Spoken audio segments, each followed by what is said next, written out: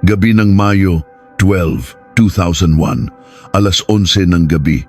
Sa isang tahanan sa isang tahimik na subdivision sa Quezon City, isang mag-asawang propesor mula sa Universidad ng Pilipinas na itinuturing na mga henyo sa kanilang larangan ang natagpuang walang buhay at dumanas ng kalunos-lunos na kamatayan.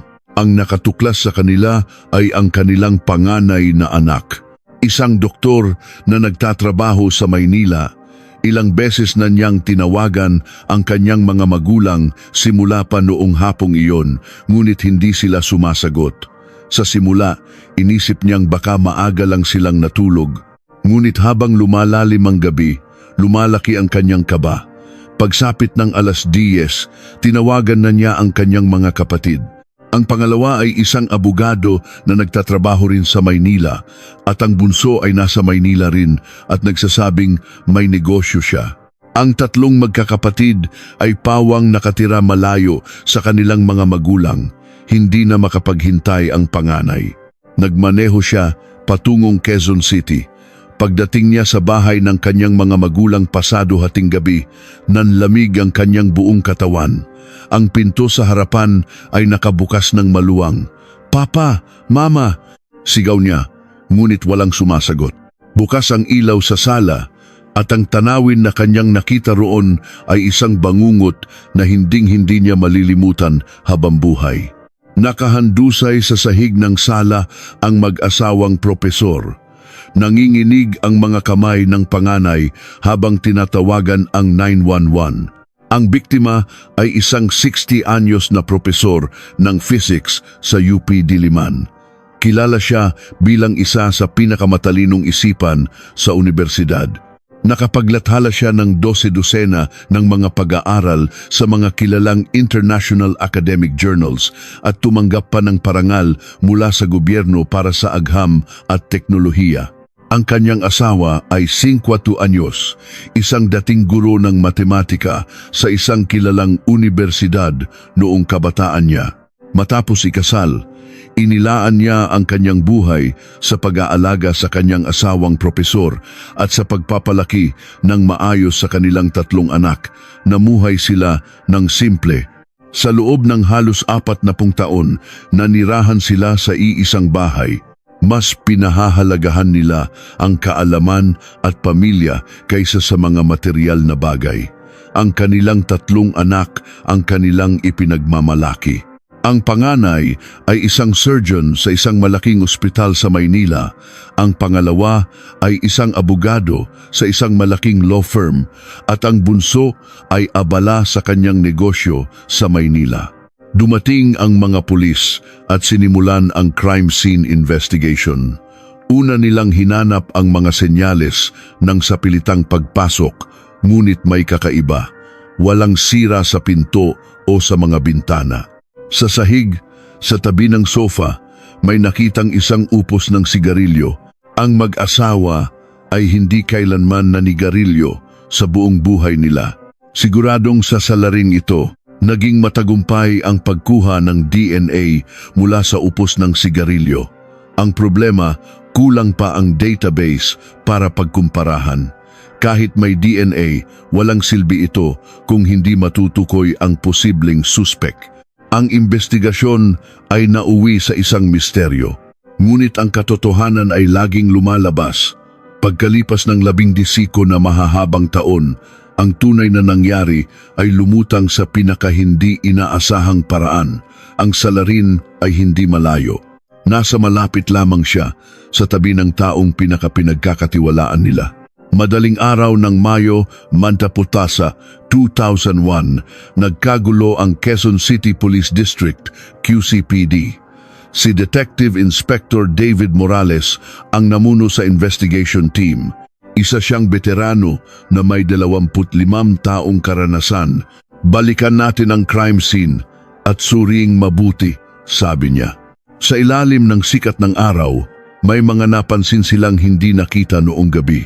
Ang unan sa sofa ay may bahagyang bakas ng paggalaw na parabang may umupo roon at tumayo. Sa maliit na mesa sa tabi ng sofa, may 2 tasa ng tsaa. Nangangahulugang may kausap at kainuman ng tsaa ang mga biktima, sabi ni Morales. Maingat na kinuha ng forensic team ang mga tasa. Nakakuha sila ng fingerprints, ngunit sa mga biktima lamang ito. Ang upos ng sigarilyo ang nanatiling pinakamahalagang ebidensya. Ipinadala ito sa PNP Crime Laboratory. Lumabas ang resulta makalipas ang ilang araw.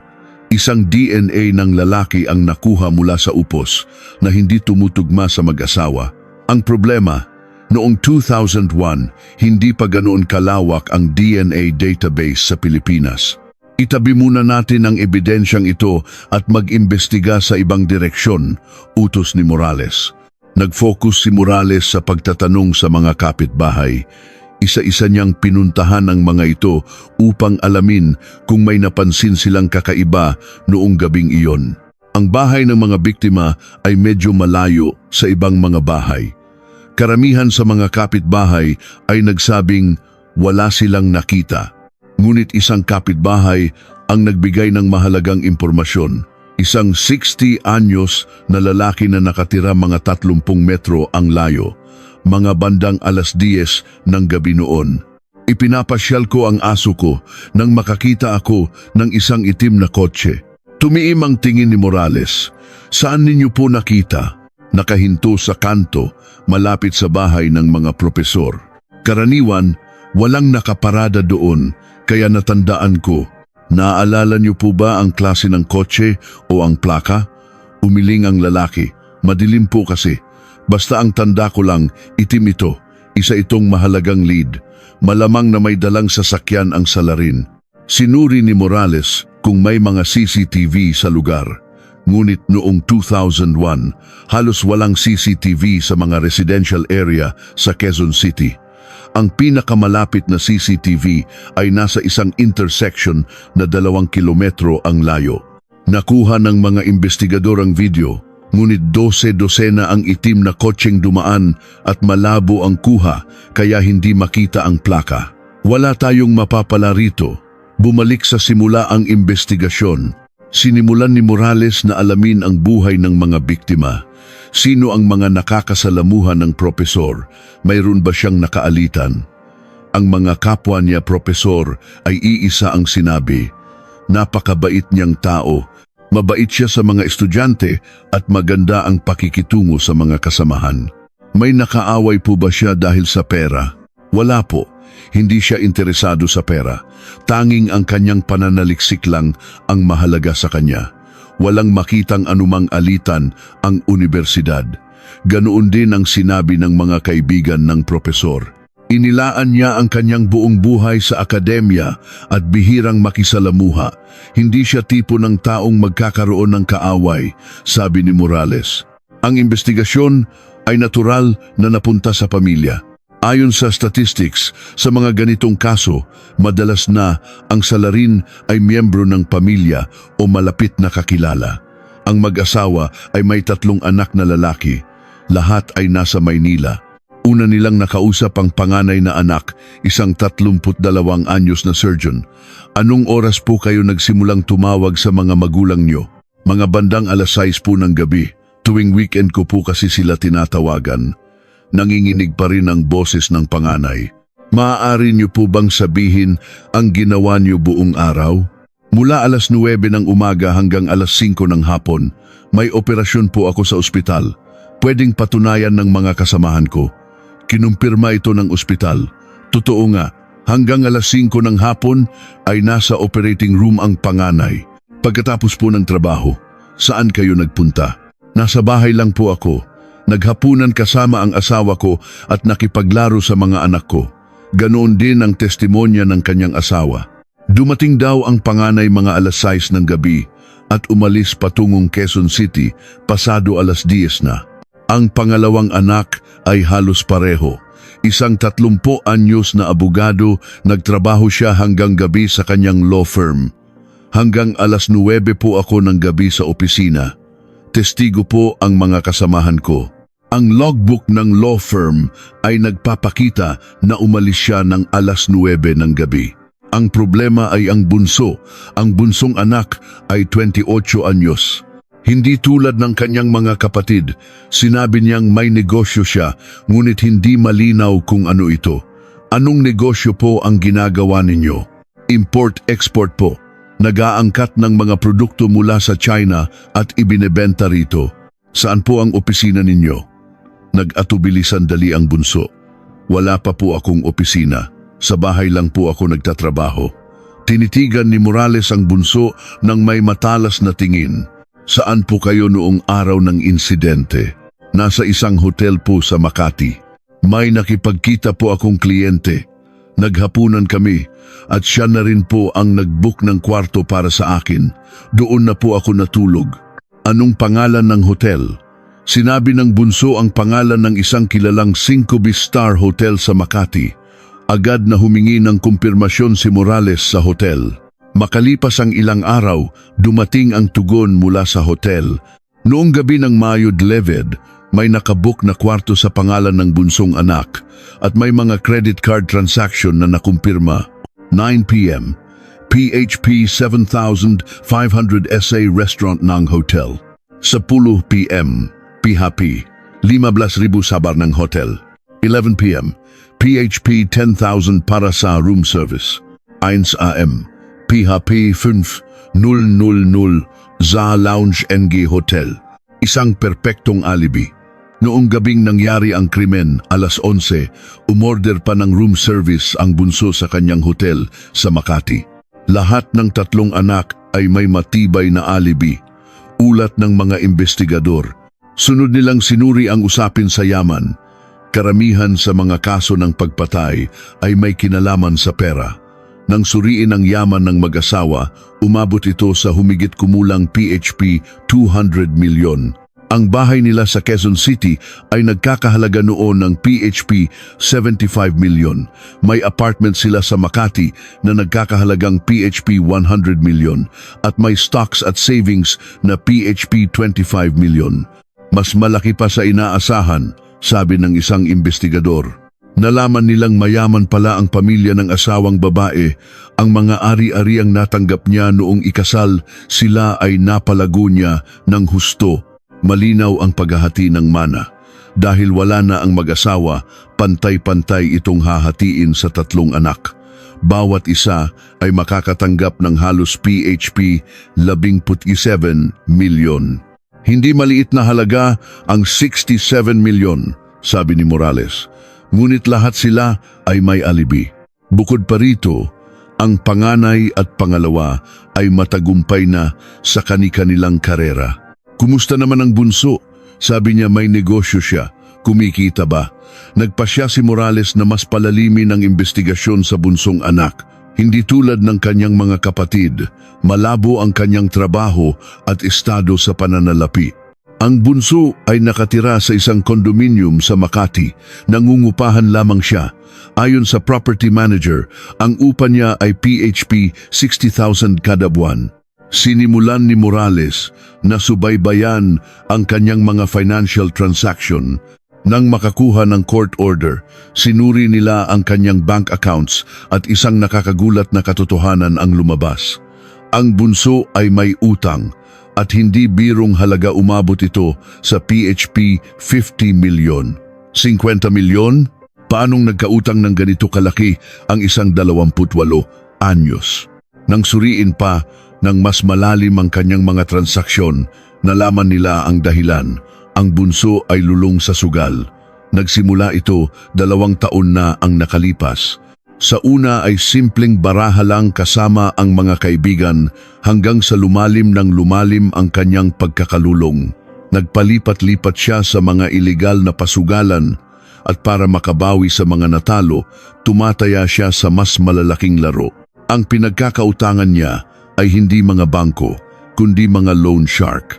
Ang interes ay 5% kada buwan, kaya kailangan niyang magbayad ng PHP 2.5 milyon na interes buwan-buwan. Kinwenta ni Morales. Ang mamanahin ng bunso ay PHP 67 milyon.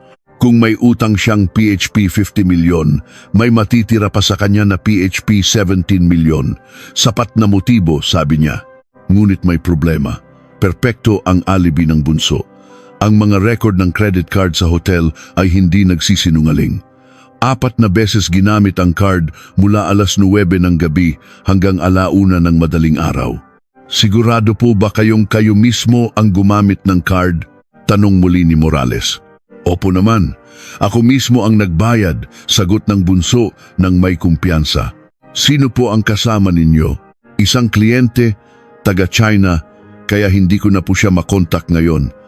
Dito, nagduda si Morales. Hindi malinaw ang pagkakakilanlan ng taong kasama niya. Humingi ng karagdagang impormasyon si Morales sa hotel, umaasang may CCTV noong gabing iyon. Ngunit bigo ang kanyang natanggap na sagot. Noong 2001, wala pa pong CCTV sa mga hallway ng hotel namin. Sa lobby at parking lang po mayroon. Naitago niyo pa po ba ang CCTV footage ng lobby? Paumanhin po, pero matagal na po iyong na-dispose. 1 buwan lang po ang retention period namin, bigo na naman. Naghanap si Morales ng ibang anggulo. Sinimulan niyang imbestigahan ang mga taong nakapaligid sa bunso. Kinausap niya ang mga kaibigan nito sa kolehiyo. Iisa ang kanilang sinabi. Hindi na namin siya masyadong nakikita. Hindi na rin siya sumasagot sa mga tawag. Kailan pa po nagsimula? Mga 1 taon na po. Dati madalas kaming magkita, pero bigla na lang siyang nawala. Idinagdag ng isang kaibigan, may narinig kaming balita na nagsusugal daw siya, kaya lumayo na rin kami. Alam pala ng mga nakapaligid sa kanya ang problema niya sa sugal. Muling tinawagan ni Morales ang bunso para kausapin. May utang ka raw na 50 milyon sa sugal. Namutla ang mukha ng bunso. Paano nyo? Kapag namatay ang mga magulang mo, makakatanggap ka ng 68 milyon, di ba? Gagamitin mo yon para pambayad utang. Hindi po. Hindi ko magagawa yon sa mga magulang ko. Mariing pagtanggi ng bunso. Noong gabing iyon, sigurado ka bang nasa hotel ka? Oo nga po. Nakita nyo naman ang card records, di ba? Ang card records ang tanging panangga ng bunso. Napaisip si Morales. Sapat ang motibo, ngunit perpekto ang alibi. Kailangan niya ng ebidensya na makapagpapabulaan sa card records, ngunit wala siyang mahanap. Ganon din ang kaso sa DNA mula sa upos ng sigarilyo. Gusto sana niyang kunan ng DNA ang bunso para ikumpara, ngunit kulang ang legal na basehan. Hindi maaaring piliting magpa-DNA test ang isang taong may matibay na alibi. Sa huli, ang investigasyon ay humantong sa wala. Hiniling ni Morales sa PNP Crime Laboratory na itago ang ebidensya ng upos ng sigarilyo. Naniniwala siyang darating ang araw na magiging kapaki-pakinabang ito. Maingat na isinilid at tinatakan ang ebidensya. Inilagay ito sa isang freezer para sa pangmatagalang pag-iimbak. Ang lahat ng mga tala mula sa paunang investigasyon noong 2001 ay isinilid sa isang folder. Kasama rito ang mga tala ng komunikasyon. Gabi ng insidente, 10 p.m. Ang cellphone ng bunso ay nakarehistro ng signal mula sa isang cell site sa Quezon City. Ngunit hindi ito gaanong pinansin ng mga investigador noon dahil sa napakatibay na alibi. Taglagas ng 2001, ang kaso ay inilagay sa kategoryang cold case. May suspek pero walang ebidensya. May ebidensya pero hindi matukoy ang suspek. Huling kinausap ni Morales ang bunso. Darating ang araw at lalabas din ang katotohanan. Walang sinabi ang bunso. Tinitigan niya lang si Morales ng malamig na tingin. Ang file ng kaso ay inilagay sa isang drawer, ngunit ang katotohanan ay hindi nawala. Nagtago lamang ito sa dilim sa loob ng 10 na taon, naghihintay na lumabas sa pinakahindi inaasahang paraan. Setyembre 17, 2019, Martes, 12 p.m. Isang tawag ang natanggap ng QCPD. Hello, maaari ko po bang makausap ang investigador na humawak sa kaso ng pagpatay sa mag-asawang propesor ng UP noong 2001? Nag-alinlangan ang pulis na sumagot. Bakit biglang may naghahanap sa isang 17 taong kaso? Ano po ang pakay ninyo, sir? Mabibigat na paghinga ang narinig mula sa kabilang linya. Alam ko po ang katotohanan sa kasong iyan. Hindi ko na kayang mabuhay nang itinatago ito. Ang tawag ay inilipat kay Detective Chief Inspector Kim, isang mas batang opisyal sa Homicide Division. Ako po ang nakatalaga sa mga cold case. Ano po ang maipaglilingkod ko? Ang pangalan ko po ay Leo, 17 anyos. Kasalukuyan po akong naka-confine sa isang ospital. Nasa ospital po kayo? Opo, na-diagnose po akong terminal pancreatic cancer. Sabi ng doktor, mga 3 buwan na lang ang itatagal ko.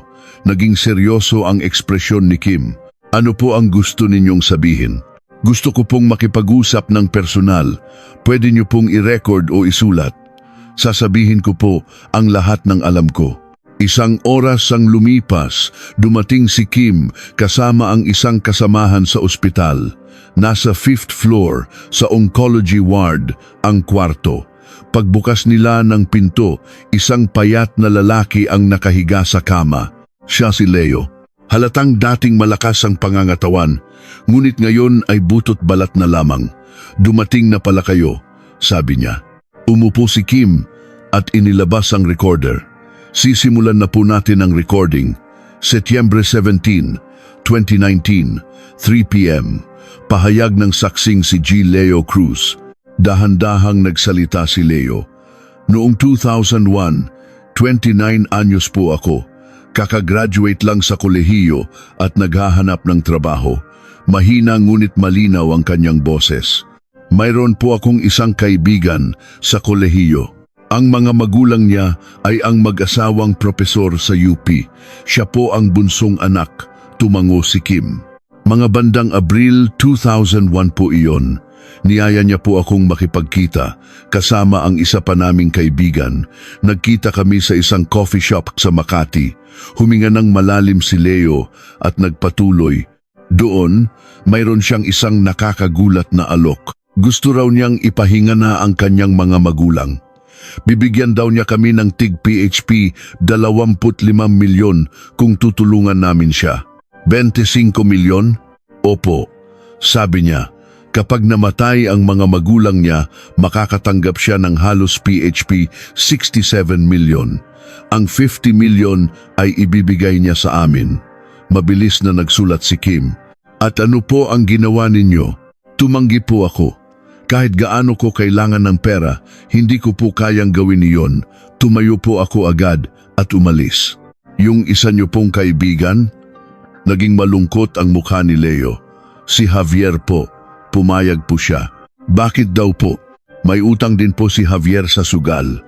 Sabi niya, sa 25 milyon, mababayaran niya ang utang niya at may sobra pa.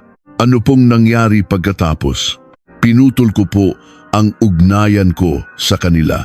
Natakot po ako. Inisip ko, hindi naman siguro nila itutuloy. Ngunit makalipas ang 1 buwan, napanood ko sa balita. Pinatay ang mag-asawang propesor. Nanginginig ang boses ni Leo. Noon ko nalaman, itinuloy nga nila. Pero hindi po ako nagsalita. Natakot po ako na baka madamay ako. Bakit po ngayon lang kayo nagsalita? Tumingin si Leo sa kisame, may namumuong luha sa kanyang mga mata. Sa loob ng 18 taon, dinala ko po ang bigat na ito. Gabi-gabi akong binabangungot. Kung nagsalita lang sana ako, nabigyan sana sila ng hustisya. Ngayon, malapit na akong mamatay. Pakiramdam ko, sa impyerno ako mapupunta kung dadalhin ko ito sa hukay. Hinawakan ni Kim ang kamay ni Leo. Salamat po sa inyong tapang. Alam niyo po ba ang kumpletong pangalan ni Javier? Opo. Kabatch at kakurso ko po siya sa kolehiyo. Ibinigay ni Leo ang pangalan, kaarawan at huling alam niyang tirahan ni Javier. May narinig po ba kayo kung paano isinagawa ang plano? Hindi po detalyado, pero narinig ko po na gagawa ng alibi ang kaibigan ko sa hotel habang si Javier ang gagawa ng krimen. Hindi ko na po maalala ng eksakto, sapat na iyon. Nang hapong iyon, isang agarang pagpupulong ang ginanap sa QCPD. Pagkatapos ng 11 taon, isang cold case ang muling nabuksan. Inulat ni Kim ang pahayag ni Leo. Gaano po kapanipaniwala ang pahayag ni G. Cruz? Tanong ng hepe. Isang taong malapit ng mamatay ay walang dahilan para magsinungaling. Bukod pa rito, nagbigay siya ng mga partikular na pangalan at halaga, sagot ni Kim. Naitago pa ba ang mga file mula 2001? Opo, lahat po ay nakatago. Lalo na ang DNA mula sa upos ng sigarilyo na nasa PNP Crime Laboratory. Nagliwanag ang mga mata ng hepe. Kung gayon, ikumpara natin ito sa DNA ni Javier. Iyon na nga po ang plano. Agad na binuo ang isang special investigation team. Pinamunuan ito ni Kim, kasama ang 3 forensic experts at 4 na detective. Ang unang hakbang ay hanapin si Javier. Pinuntahan nila ang address na ibinigay ni Leo, ngunit ibang tao na ang nakatira doon. Sa pamamagitan ng pag-verify sa mga government records, nalaman nilang si Javier ay kasalukuyang nakatira sa Cavite. 41 anyos. Nagtatrabaho bilang isang second-hand car dealer. Puntahan natin siya. Nagtungo ang team sa Cavite. Mga 4:00 ng hapon, dumating sila sa isang car lot. Doon, nagtatrabaho si Javier. Javier Reyes Motors, basa sa karatula. Sa loob ng opisina, may isang lalaking nakaupo. Halos 50 kaanyos, malaki ang tiyan at numinipis na ang buhok. Kayo po ba si G? Javier Reyes? Tanong ni Kim. Itinaas ng lalaki ang kanyang ulo. Ako nga. Bakit? Pulis po kami. Maari po ba kayong sumama sa amin sandali? Nanigas ang mukha ni Javier. Anong problema? May nagawa ba akong masama? May kinalaman po ito sa kaso ng pagpatay sa Quezon City noong Mayo, 2001. Nang marinig iyon, biglang namutla ang mukha ni Javier. Nagsimulang manginig ang kanyang mga kamay. Wala akong alam diyan. Sa presinto na po tayo mag-usap. Sumama si Javier nang walang pagtutol sa loob ng police car, hindi siya mapakali. Pagdating sa QCPD, pinaupo si Javier sa interrogation room. 2019, Setyembre 17, PM. Pagsisiyasat kay G. Javier Reyes. Saksi, po ba ako o suspek?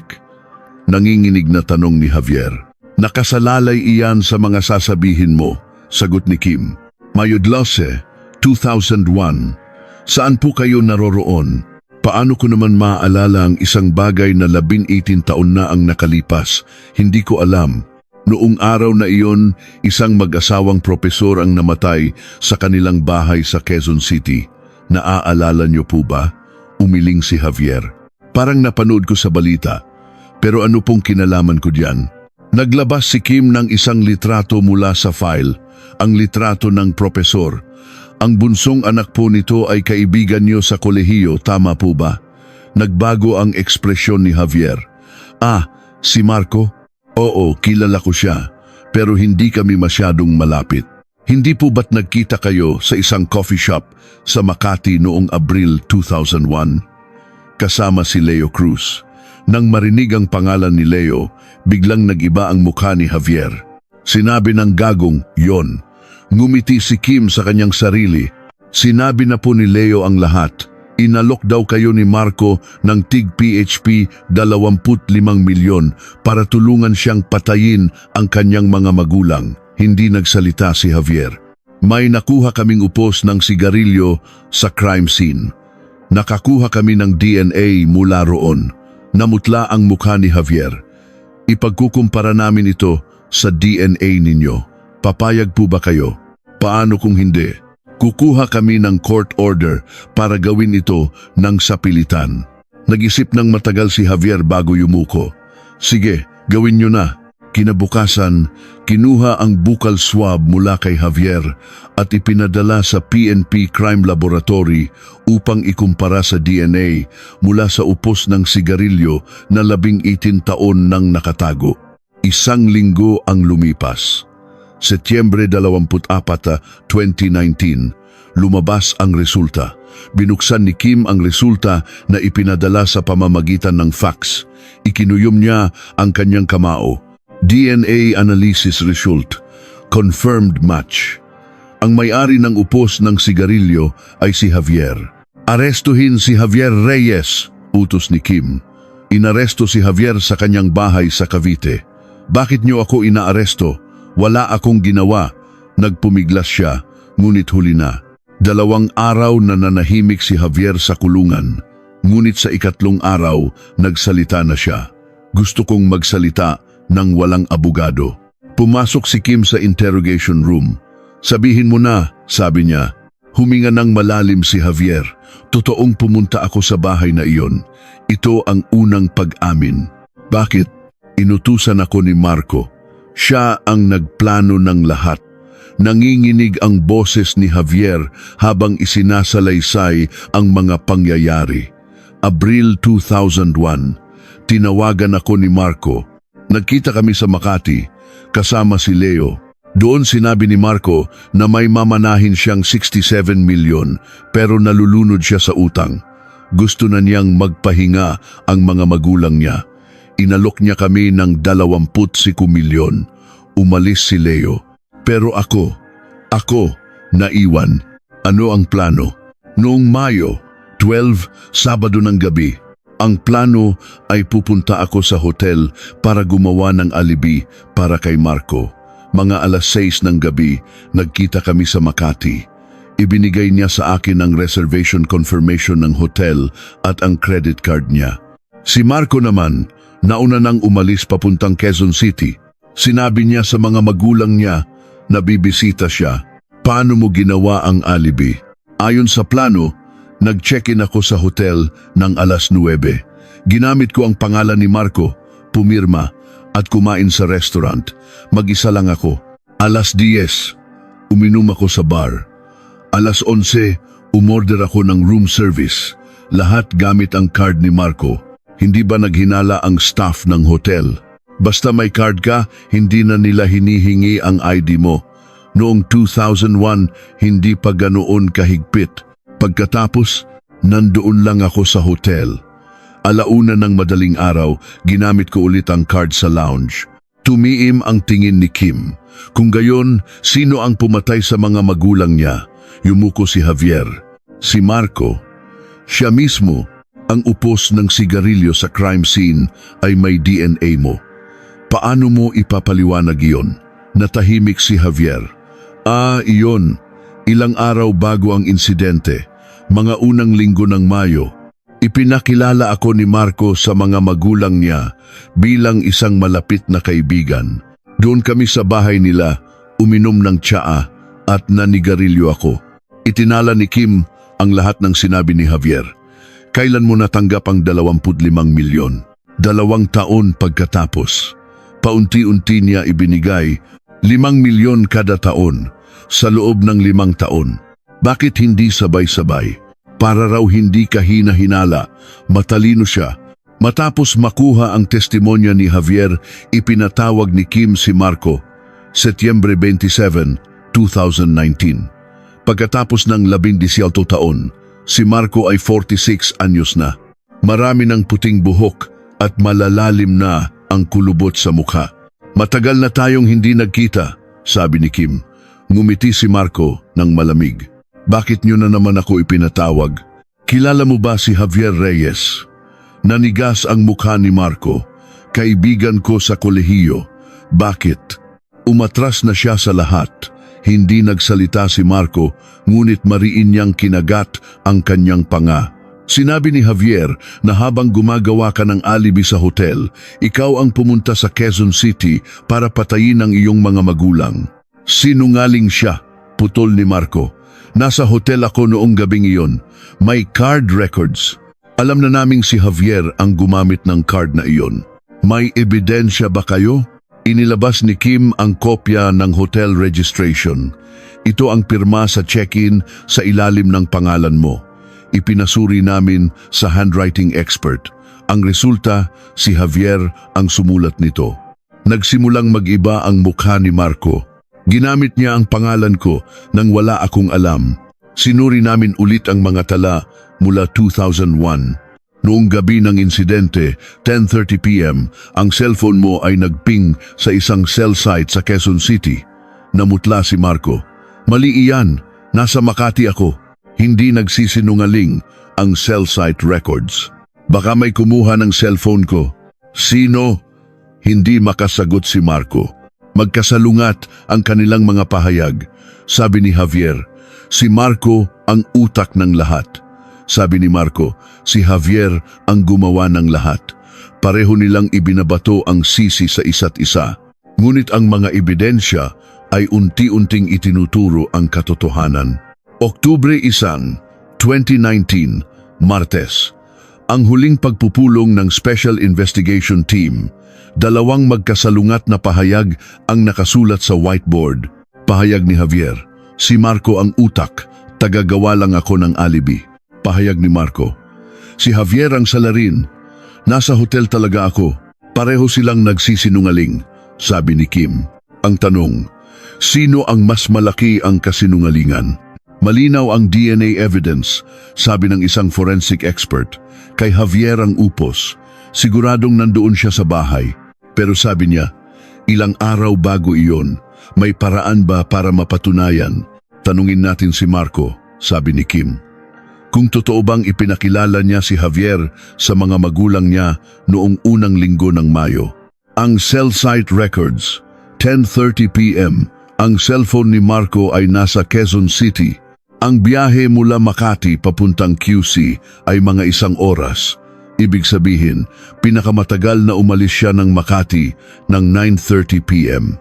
Sinimulang iguhit ni Kim ang timeline sa whiteboard. 6 p.m. Ibinigay ni Marco ang card at hotel key kay Javier. 8 p.m. Umalis si Marco papuntang Quezon City. 9 p.m. Dumating si Javier sa hotel. Nag-check-in, ginamit ang card sa restaurant. 10 p.m. Dumating si Marco sa Quezon City. Ginamit ni Javier ang card sa bar. 11 p.m. Ginawa ni Marco ang krimen. Ginamit ni Javier ang card para sa room service. 1 a.m.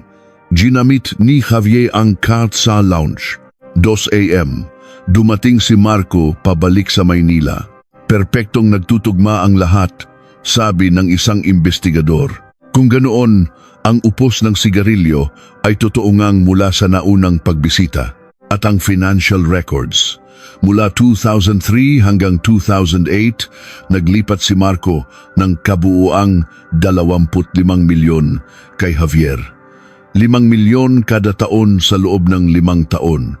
Masyadong malaking bayad para lang sa paggawa ng alibi. Dahil napakahalaga ng papel niya, sabi ni Kim.